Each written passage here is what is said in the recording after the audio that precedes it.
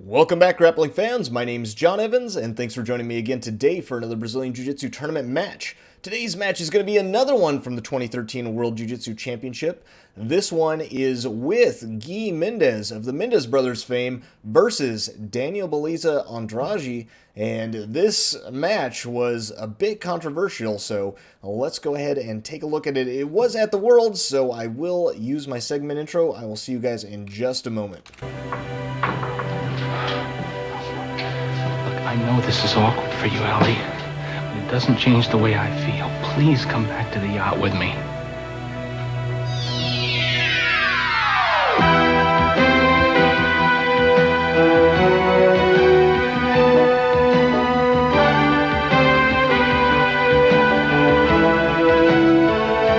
As the Worlds. turn.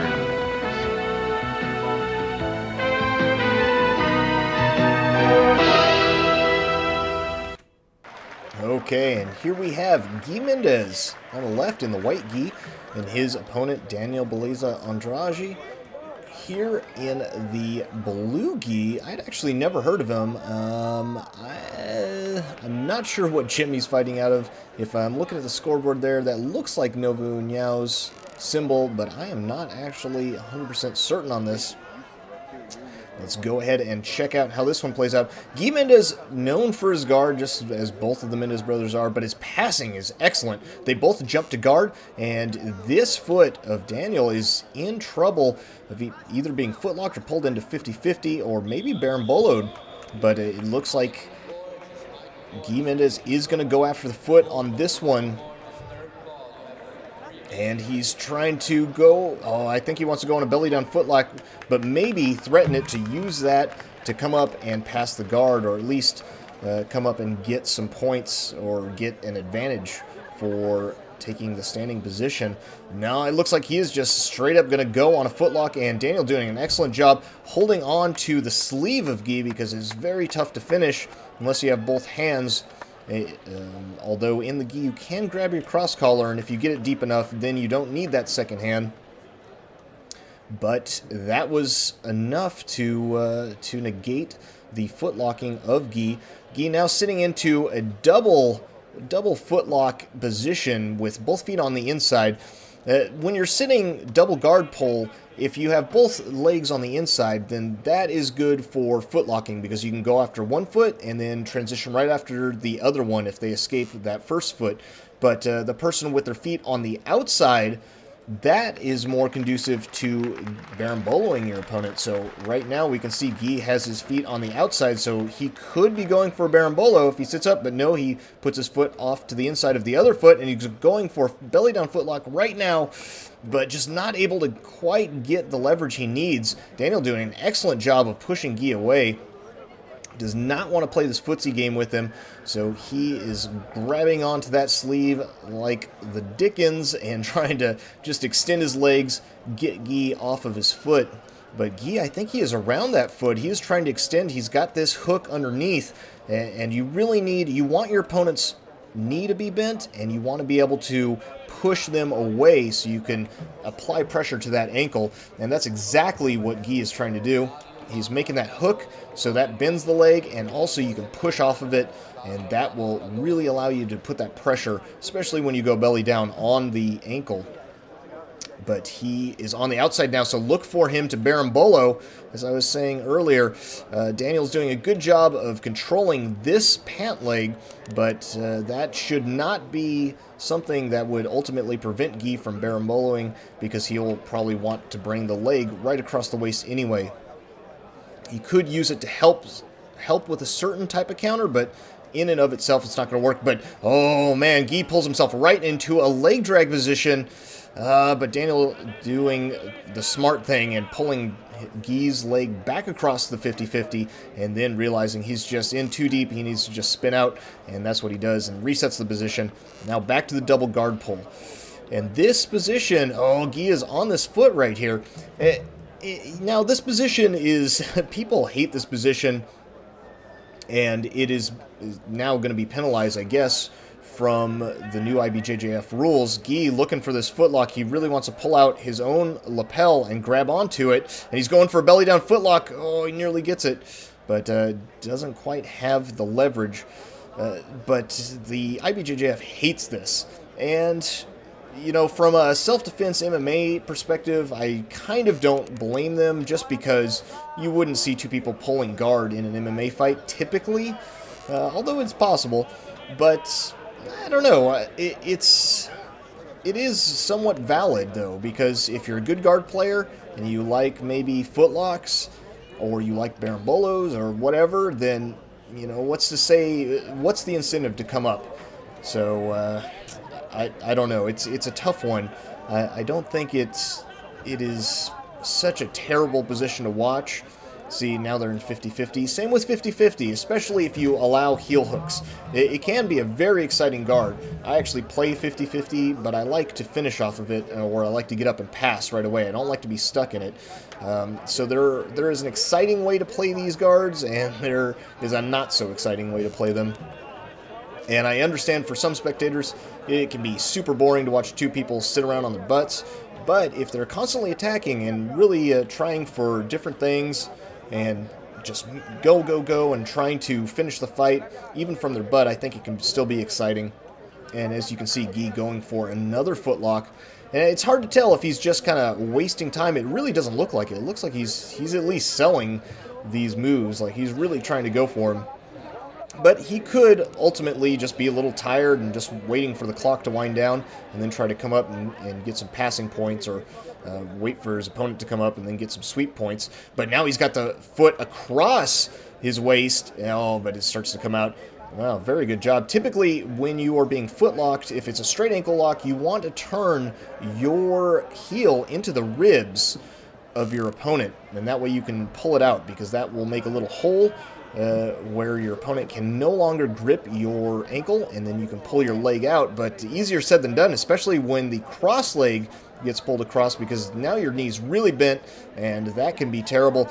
Guy is starting to come up. He's going to be in that same position. He can grab the belt. He can put his shin underneath this near leg, and you can come up into a leg drag position, or you can just stiff arm your opponent's foot away, or you can go around the ankle and try to go for this same cross-legged footlock. And now he's bringing out his 50-50 hook to push on the waist. He's not going to actually cross the waist. He's going to push on the waist, try to spin him over. Oh, somebody steps in front of the camera.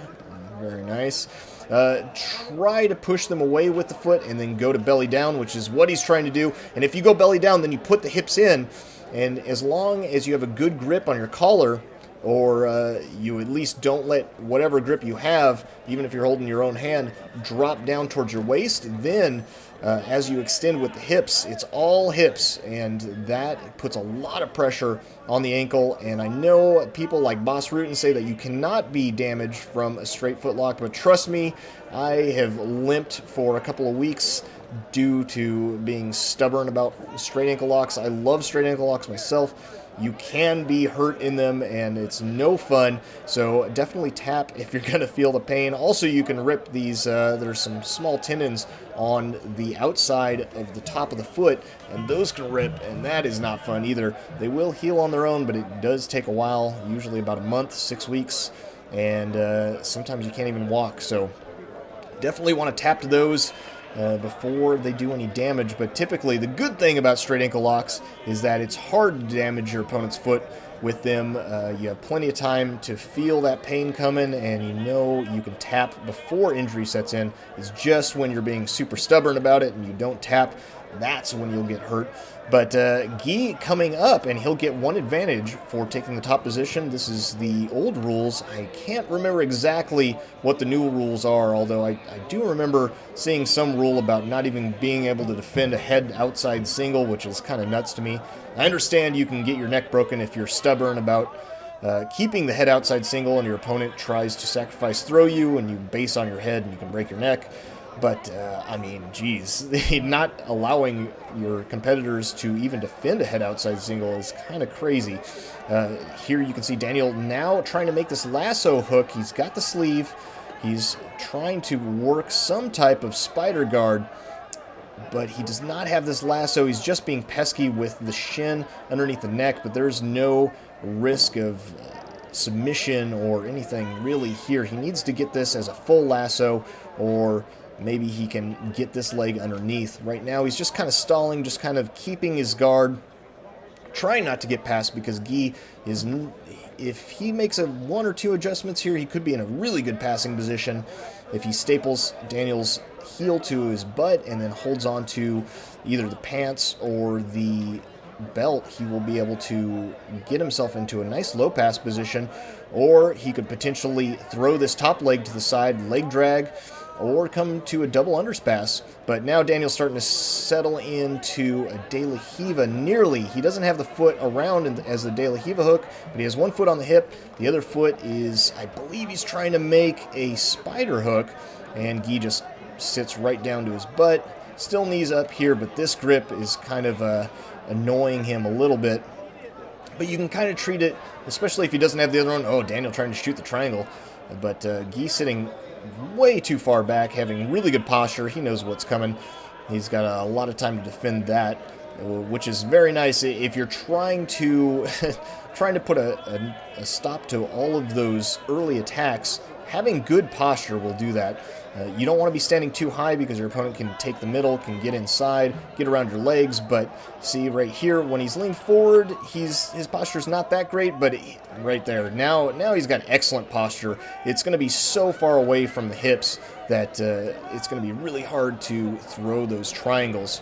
Now he's ducked in a little bit. I like to duck in so you can put pressure, especially if you have the shoulder on the foot or something. You can feel, you're very sensitive, you can feel as soon as the foot comes off, you'll have time to back away, as long as they don't have a collar grip or something where they can really pull you down and keep your posture there for a split second and throw that triangle. So it's not so bad. You don't have to worry about your posture as much. But now once the foot starts to come underneath, you either have to worry about stapling that leg, or you're going to get omoplated or maybe triangled. And Guy puts that knee right through the center, and now he's about to get his back taken, so instead he's deciding to go on a belly-down footlock. But if he does not get this, oh man, he does not get this, and I don't think he's going to. Yet his opponent's saying, hey, why don't I get points for this? And he should, but as soon as Guy lets go of the foot, and time ran out, so that didn't work out. But they're going to give advantage. Huh. Interesting. And now this is... So Guy is up 2 because he had that 1 advantage for coming to the top initially. And then at the end, they're giving Guy another one for the footlock. And they should give 2 points if... They should give 2 points to Daniel for the sweep if he gets out of the footlock. But he wasn't. He was still in the footlock when time expired. So this is getting a little weird. I think this is clearly where the controversy came in. See, now all the ringside judges they have 3 judges, one in the middle, one here, and one down here in the other corner that we can't see on the camera. And they're all consulting each other, saying what they think the score should be. So it looks like they're going to keep it tied up. They're not going to give... They're going to give... Wow, that's really interesting. They're going to give Daniel 1 advantage for the sweep, I guess. But they're going to not give Guy 1 advantage for attacking the footlock. Maybe they're saying that Daniel didn't defend it, so that way he would not get an advantage. So it's 1-1, so it's going to go to ref's decision, and I believe the refs just stood up and gave their vote. And this one is going to go to Daniel. Wow. So a big upset. A lot of controversy on this one. But I'm assuming that the ruling on this is that Daniel didn't defend the footlock.